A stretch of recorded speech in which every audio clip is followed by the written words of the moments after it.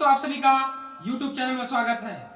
आप सभी को पता है, ये वीडियो बनाने का मकसद ये है कि आप सभी को पता है कि बिहार सरकार और शिक्षा मंत्री के तरफ से नियमावली, ये नियमावली नहीं है, ये स्टूडेंट के साथ, ये शिक्षक अभ्यर्थियों के साथ छलावा करने का नियमावली है। इस नियमावली को, ये काला नियमावली है, इस नियमावली का पुरजोर विरोध प्रदर्शन करना होगा। ये नियमावली हम सभी शिक्षक अभ्यर्थियों के साथ छलावा कर रहा है।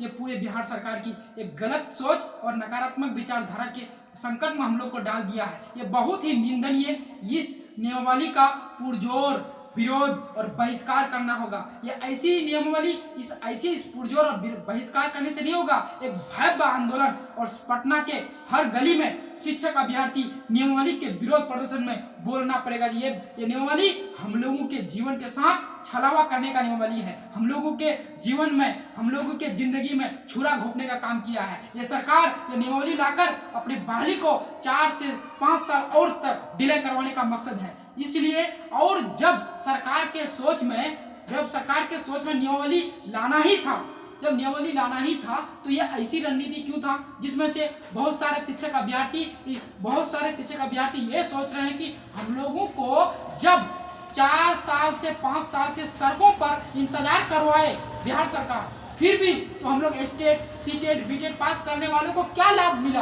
क्या फायदा मिला? अगर इतना ही सरकार अगर हम लोग को पहले बता देते, पहले सचेत कर देते, पहले फीडबैक दे देते कि आप सभी लोगों को सीटेट, बीटेट पास करने के बाद फिर सुपर टेट का परीक्षा, प्रतियोगिता परीक्षा पास करना पड़ेगा, तब बहाली होगी। तब तक हम लोग इन जितने भी शिक्षक, भावी शिक्षक संघ अभ्यर्थी थे, सब हम लोग तब तक डीएम, एसडीओ, सीओ, वीडियो सब बन चुके होते। मगर ये हम लोग को सरकार बताए नहीं। ये अचानक अपनी मन मानी के अकॉर्डिंग, अपने अनुसार, अपने नकारात्मक विचारधारा को समाहित करके हम लोगों के जीवन में छलावा कर रहे हैं। इसलिए इस काला नियमावली का पुरजोर विरोध करना होगा। ये नियमावली हम लोगों के हक और हम लोगों के अधिकार, और हम लोग जो सीटेट, बीटेट, डीएलएड, जो बहुत मेहनत, जमीन बेच के, माँ बाप का गहना बेच के, बहुत लगन से हम लोग सीटेट, बीएड, डीएलएड पास किए हैं, मगर ये सरकार हम लोगों के सारी इस अर्हता को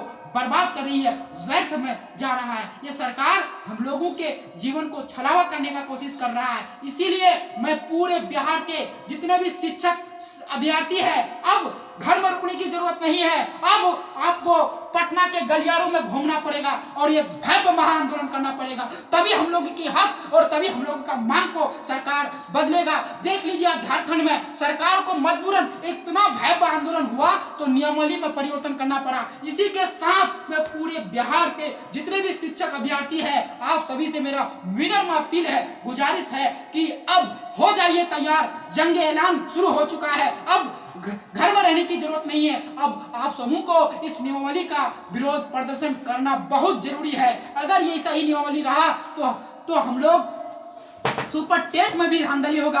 और ये बिहार का विरासत है कि जितने भी परीक्षा, प्रतियोगिता परीक्षा हुई है, चाहे जो भी परीक्षा हो, या बीपीएससी कंडक्ट कराए या कोई भी कराए, उसमें धांधली होना ये बिहार सरकार का अभिन्न अंग है। धांधली करवाएगा और ये सरकार अपना कमाई करना चाहता है। इसी के साथ मैं इसलिए ये कहना चाहता हूँ कि अगर ऐसे ही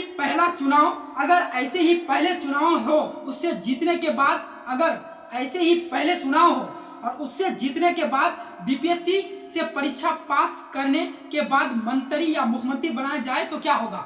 समझ रहे हैं? इसीलिए सरकार को यह बात समझना पड़ेगा कि अब हम लोगों को जो है ये नियमावली पुरजोर तरीके से विरोध करना पड़ेगा। और सरकार को हर हाल, अगर हम लोगों का भव्य आंदोलन और बहुत बड़ा आंदोलन रहा, कम से कम पटना के सड़कों में नियोजित शिक्षकों के साथ में लेना पड़ेगा, क्योंकि नियोजित शिक्षक भी इस नियमावली का विरोध कर रहे हैं। तो जब ये समान विरोध कर रहे हैं तो हम लोग उनको साथ देना पड़ेगा और साथ कंधा में कंधा मिलाकर एक प्लेटफॉर्म में आकर इस आंदोलन का विरोध प्रदर्शन करना पड़ेगा।